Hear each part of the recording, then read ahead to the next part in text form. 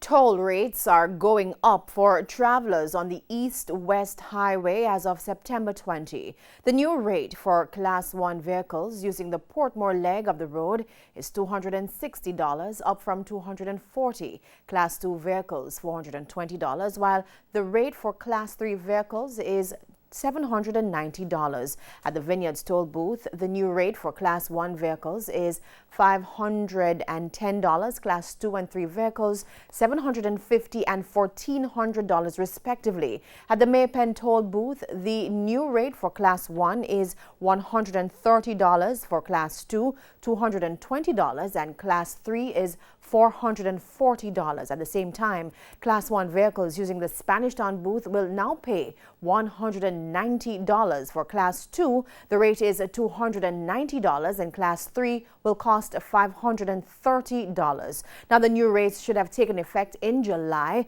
However, they were delayed due to the impact of the coronavirus pandemic on the economy.